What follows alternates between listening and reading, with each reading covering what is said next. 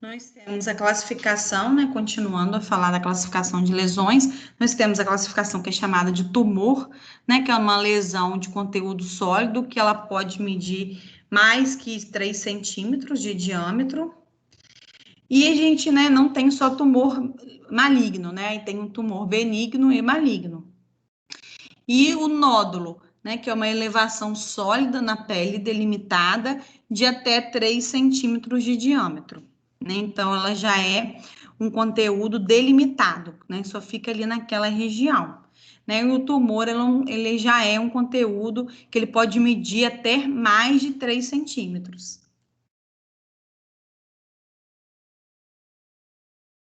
Nós temos a vesícula, que é uma lesão circunscrita, né, que ela tem um conteúdo seroso, geralmente, né, de até 1 centímetro, que é quando sai aquele líquidozinho claro, né, quando a gente estoura, geralmente fala assim, ah, estourei essa bolinha, né, sai um conteúdo seroso. Um abscesso, né, que o abscesso, ele pode ser o quê? Um exemplo, né, que é o furúnculo, que ele é uma lesão, né, de secreção purulenta, né, e ela apresenta sinais flogísticos, né, que ela fica quente, vermelha ao redor, inchada. Aqui a gente tem um exemplo, né, de uma bolha, né, que é um pouquinho maior, que ela é uma lesão que ela tem um conteúdo seroso, um líquido seroso também, mas ela mede maior que 1 centímetro, né? E o cisto, que é uma massa semissólida com um líquido encapsulado, né? Então, ela não é totalmente rígida, né? Tem em volta dela ali, tem.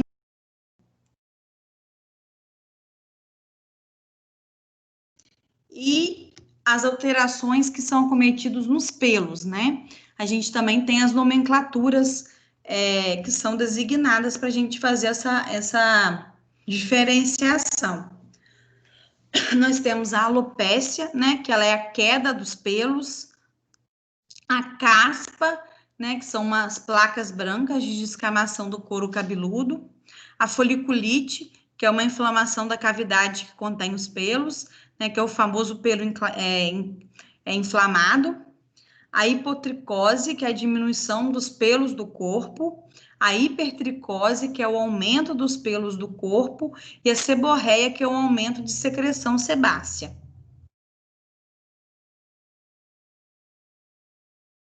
E nós temos também que observar as alterações das unhas, né? Quem nunca, né, viu, né, unhas assim nesse aspecto, né? A gente nem imaginava que tinha nomenclatura também para isso, né? A primeira aqui que a gente vai ver é em relação à nomenclatura da coiloníquia, que são unhas em forma de colher, né? Que geralmente é cometido por pessoas que têm deficiência de ferro. Então, a gente pode ver que o formato dela, realmente, ela parece, né, meio que uma colher. Então, geralmente, quando a gente vê uma unha nesse aspecto, a gente já pode, o quê? Desconfiar da deficiência de ferro, né? Já é um critério avaliativo, né? A unha acastanhada, né? Aquele extravasamento de sangue sobre o corpo da unha. Geralmente, quando o paciente, né, sofre uma pancada, né? Aí a pessoa fala assim, ah, essa unha tá magoada, né? Assim que a gente chama, né? Mas tem uma nomenclatura, né? Uma unha castanhada. Né? Quem nunca, né, apareceu com as manchinhas brancas na unha, né?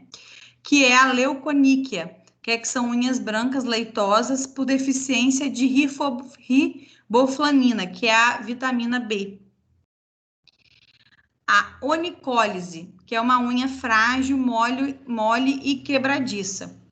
Né? Geralmente, pacientes que têm problemas de tireoide, né, é acometido por uma unha muito frágil e quebradiça.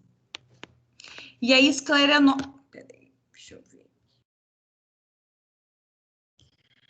A escleroníquia, né, que é uma unha endurecida, né, ela é uma unha, parece que, né, até para cortar ali ela fica difícil, né, geralmente pode ser por uma morte de tecido aí, ela fica enrijecida por dentro.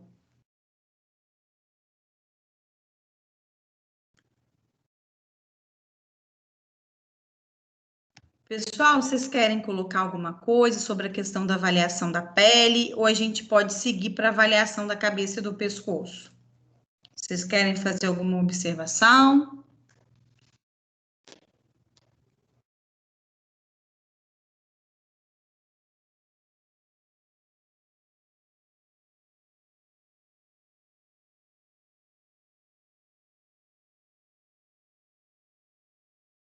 Não, Lara. Não, tá dando para compreender, gente? Tá tudo certo? Sim.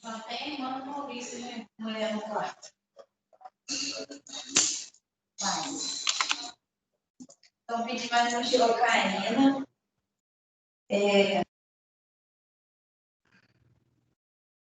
Peraí que eu tô admitindo uma aluna aqui. E agora, pessoal, nós vamos para o nosso segundo procedimento, que é a avaliação da cabeça e do pescoço. O que a gente vai observar, né, num paciente em relação à cabeça e o pescoço? Primeiro passo.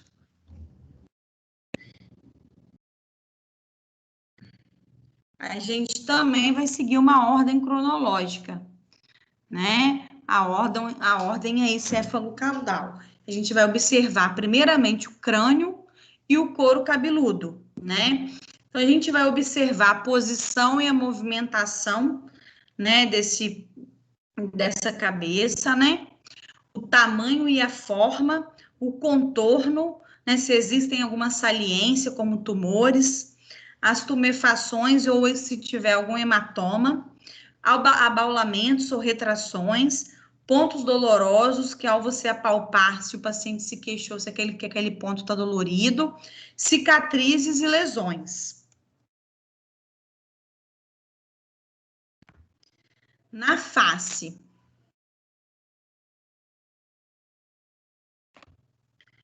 nós vamos observar, né, se existe alguma lesão, se tem alguma mancha, se tem alguma alteração na coloração e na espessura da pele.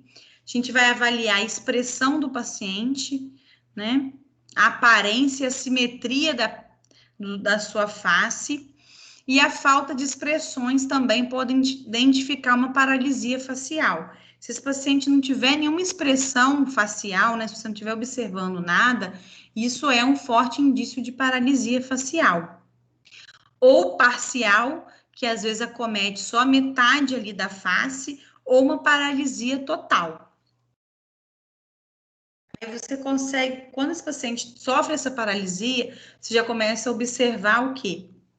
A falta aí da expressão, né, da face e também a boca, né? Geralmente a boca ela entorta um pouquinho, né, do paciente que sofre essa paralisia. Nos olhos, né, a gente vai observar a linha dos olhos, né? Elas devem estar na mesma linha da orelha, observar a simetria, a limpidez e o brilho, né, por dentro desse olho, a oclusão das pálpebras, a coloração da conjuntiva palpebral, da esclera, e também o seu tamanho, a sua simetria e a sua reatividade das pupilas. Aí nós temos a avaliação pupilar, né, que deve ser feito. A gente tem a miose e a midríase, né? A miose é a dilatação. Não, minto, desculpa. A miose é o quê? É a contração da pupila. E a midríase é a dilatação. A gente pode observar aí que, né, na foto nitidamente. E uma coisa também que a gente deve observar é em relação à pupila, se elas são anisocóricas, né? O que é anisocóricas? É uma maior que a outra, né? Como na outra foto aqui nos mostra, né, bem claramente. Em relação ao nariz, então a gente pode observar que a nossa avaliação foi descendo, né? Do crânio, do couro cabeludo, dos olhos, né? Então a gente tem que seguir essa ordem, isso é muito importante.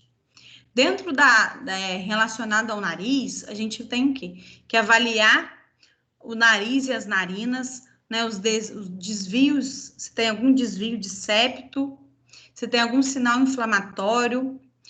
Essa figura, né, mostra bem nítido aí um desvio de septo, né, o nariz bem tortinho aí do paciente. Observar a coloração da mucosa nasal, se existe algum edema, algum sangramento, né, se tem o movimento das asas do nariz durante a respiração, porque se ele não tiver esse movimento, né, se o nariz não se movimentar, né, as asas, né, que a gente chama, esse paciente está, né, já é um indicativo de dificuldade de respirar. E aí a gente vai descer para a cavidade oral. A gente deve observar a coloração dos lábios, os aspectos, a mucosa da gengiva, a língua, né, o hálito, os dentes. E a gente tem que salientar, né, apesar que a gente não é dentista, né, mas a gente tem que realizar essa avaliação, porque se esse paciente apresentar alguma lesão, né, alguma lesão aí, de língua, de gengiva, algum sangramento, algum abscesso, a gente o quê? Tem que também encaminhar para o profissional responsável. Então, por isso que é tão importante a gente observar esses aspectos. Aqui já traz, né? Em relação à cavidade oral, os aspectos das amígdalas, né? Se a gente está observando alguma placa inflamatória, né? Em relação aos dentes, né? Se tem também algum abscesso ali próximos aos dentes molares, pré-molares, os incisivos e os caninos. E aqui a gente traz um tipo de, né? De má formação, né? Que a gente tem. O lábio leporino, né, e a fenda palatina. O lábio leporino, né, né, esse aspecto aí, né, parece que faltou, né, um pedaço aí do lábio, né, a gente já consegue ver a diferença de forma externa, né, já a fenda palatina, para a gente observar, a gente o quê? Tem que abrir a boca do paciente, né, que logo no meio ali da fenda mesmo é aberto, né, ele não tem a formação, né, geralmente bebês, né, que nascem com essa má formação. Então, o paciente tem que passar por um procedimento cirúrgico para o quê? Para voltar com voltar ao normal, né? Porque aí isso dificulta a alimentação, né? Não é uma alimentação normal, né? Como qualquer outra criança, então a gente exigem cuidados especiais.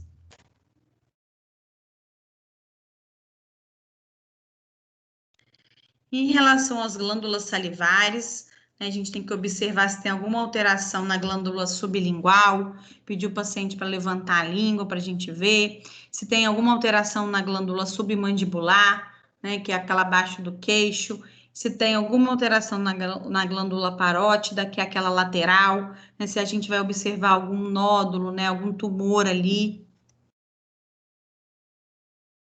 A gente vai, né, para a orelha, né? Em relação à orelha, a gente tem que observar, né, e avaliar se essa orelha está na simetria, né, se ela existe alguma lesão, se a